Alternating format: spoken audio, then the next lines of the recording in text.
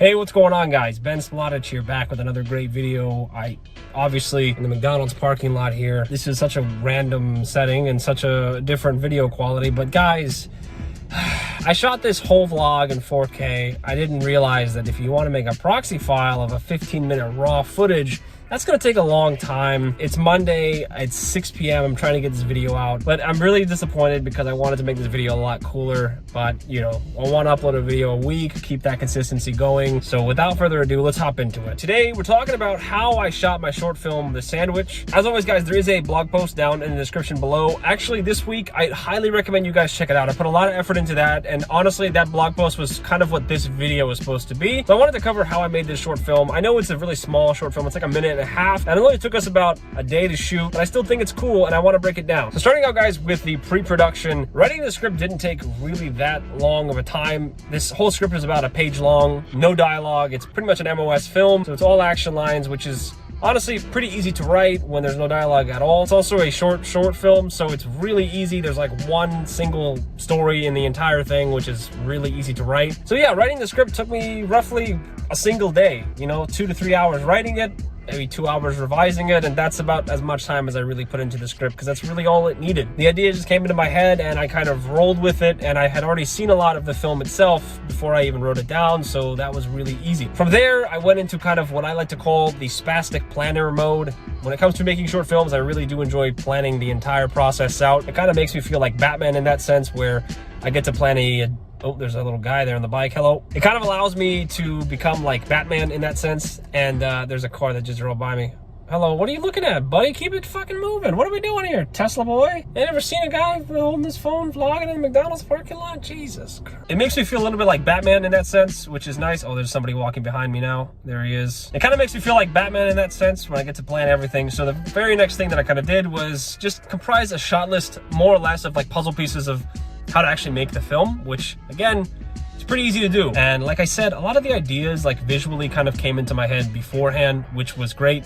And I think that makes the process of actually like kind of shot scripting it out a lot easier. After I finished the shot script, the next kind of thing was to kind of get a run of show or a run of day. I feel like this is a mistake that a lot of people make, where they don't really plan this portion of the day out for whatever reason. And typically this is a job of a first AD, but in this case, there wasn't really a crew. It was just me and my girlfriend making this entire thing. So you kind of have to become the first AD. So as you can see, I kind of overcompensated, which is always a good thing. Just be more pessimistic in your planning and give yourself as least amount of time as possible to get all of your shots in, so that you're not using the entire day. We ended up making this about a 4.5 hour shoot, which is really, really great. Obviously, the two longest things were, of course, when Sabrina was walking across the street, we had to actually go to that location. We didn't do any preliminary scouting beforehand, so we had to find it, but we kind of had an idea of where we wanted to shoot it, so that's nice. It helps to know the area, and we live in that area, so, you know, 2 and 2 makes 1.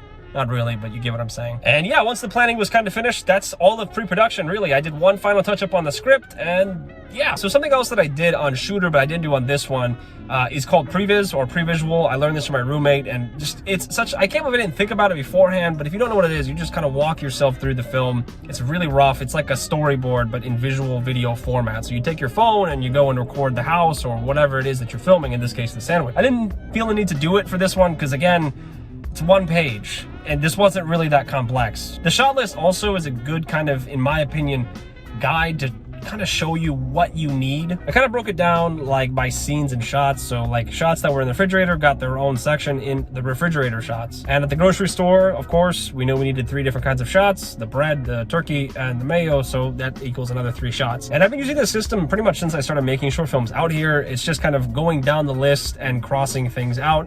And when you make your schedule, you kind of just take stuff from the shot list and then put it into your schedule. It's like a nice plug and play system. Moving on to production, which is everybody's kind of favorite part. I feel like for me, the production was not difficult at all. Again, this is a 1-page script, so I knew this wasn't going to be a very challenging or difficult day. I didn't think any of our shots were going to be that difficult either. It was just kind of the stereotypical thing that you do when you make a production that's really, really small like this, is you have a lot more fun. The cast and the crew, like I said, was me and my girlfriend, so that was really enjoyable because we got to just have fun. It was like a little date night day thing, but it was a lot of fun. Also, I have some BTS from the production, so that might do a better job explaining how fun it was. So here's some BTS that we took on the day. Explain what you're doing.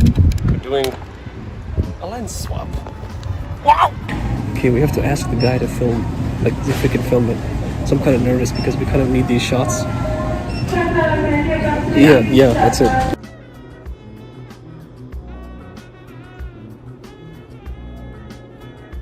So when you don't have a professional sound guy to do your sounds and you need you need some sounds, you just do it yourself. So this is a sound of me chewing.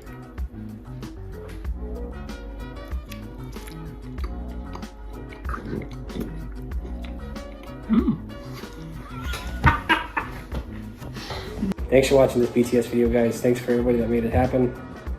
Really just Sabrina, but thanks for watching. I appreciate it. Make sure you thumbs up. Make sure you guys thumbs up and subscribe for more content coming soon. Until next time, peace out. So yeah, that was pretty much it. Production was super duper easy. Then we went into pre-production. No. No, did not go into pre-production. We went into post. The editing side of it is a lot of fun. I used Sony Vegas Suite. I know it's really outdated. Nobody really uses it. Adobe Premiere and DaVinci, those are like the two big ones. And I've tried them both. I just don't have the money for it. And honestly, my PC is not the best either. It kind of struggles with 4K footage like a lot. It's like a gaming laptop that I turned into an editing PC. It's a whole shebang. But yeah, the editing process for some people is like really annoying and they don't like it as much. For me, the editing process for this one wasn't really that difficult. Again, we didn't have that many shots. It was really small film. So piecing everything together and then kind of putting it all into a sequence felt really great, and it was really, really easy. It took like 2 to 3 hours at most. It was not difficult. The things I don't like about editing are like waiting for the proxy files to be made, or this next part, color grading. For some people, they really like it. I think maybe because of my editing software, I don't have as many options as like DaVinci does, but for me, grading is just kind of tweaking brightness and contrast and saturation just a little bit, and that's kind of it. It's still a monotonous process. I'm not a big fan of it, but again, limited by my editing software, so if anybody's saying out there that I need to get DaVinci, you're right. And before you say it, yes, I know it's free. I've tried it, but my PC just can't handle it, so it's not happening, guys. So after we did the color grading, and then we put all the videos together into like a nice little sequence, we kind of had our short film already, but of course, like I said, this was an MOS film. However, I knew from the very get-go that I did not want this to be completely MOS, like no dialogue and no sound at all. There was two things that I knew I wanted. Number one, I really needed a soundtrack that could go along with this film. So that was the first thing that I tackled after getting out of like the kind of rough cut. And man, finding a song was very difficult. For a minute and a half of footage, I was really looking for something that kind of was tailor-made for this video, as if someone had composed this for this short film, which was really, really hard because while I did know kind of the vibe that I was going for in the beginning, which was kind of a 60s, 70s retro grocery store music, I quickly found that that wasn't quite fitting what I needed. But then I went into like classical music with some strings, and that wasn't really what I needed either. Then I looked up classical music with crescendo, and lo and behold, there's a lot of classical music with crescendo. Then I found myself going down through a subreddit where you have a lot of people just posting crescendo-y classical music that's also played fast-paced. And I had to scour through a lot of links because a lot of them, they just start fast and they end fast. And I needed something that kind of built up because, of course, the kind of standard 3-act structure and 3 ingredients that she's missing within the film, we needed something to build. And as the music builds, her frustration builds. We get it now. And finally, I found the song that I needed. I think it's called Prelude to something. I forgot. When I found this song, it was like a eureka moment, and I did need to do a little bit of minor audio adjustments. I'll be honest with you guys, this is where I got the most hype because this song kind of really made the movie for me. I was in the library, there was a lot of people, and I did not care. I was splicing some audio together, mixing it, and then putting all of it together in one nice little track. And when I got it perfectly down, oh man, it felt amazing. Seriously, it felt awesome. You see how the camera just shake? That's how excited I am. So after that, the last kind of thing was just sound effects. And again, here's some BTS of us making our own. And it's something that I recommend for everybody. Just do your own sound effects. Be your own Foley artist. It's a really good idea. It's quite cheap, and it's really easy to find sounds that are specific if you just do it yourself. However, there were some sounds that we really could replicate, like the creaky cabinet. We didn't have anything like that. And that is it, ladies and gentlemen. Fully finished edited video. Ben in the future, please tell them how much of a fun edit, but also monotonous edit this was. I'm gonna take a shower now because I smell like a rat. What else is new? And yeah, it turned out really good apart from the one mistake that I made in post-production. See, I was so focused on editing, guys, that I did not realize, and if you haven't realized the mistake, I'm gonna tell it to you now. If you go back and watch the short film, she finds out that she's out of turkey and she goes to the store. If you kind of notice in the frame, she actually bought bread first. Then she goes back and realizes she's out of bread, and then she bought turkey. I don't know how I made the mistake. I think I was just so hyper fixated on getting the sound effects right that I just completely missed it. It's a mistake, a big one at that. Hey, making short films is about learning as well as having fun. So it didn't really bother me that much. I was like kind of pissed. I was like, I can't believe I've done this. But at the end of the day, I had a lot of fun with it. A lot of people really seem to enjoy it. Again, thank you guys for the support on it. I want to shoot something again and hopefully have it out by the first week of October. So be on the lookout for that, guys. But yeah, that's pretty much this little BTS video. I'm sorry that it didn't come out quite as crystal clear or in a nice new setting, well, old setting, I suppose.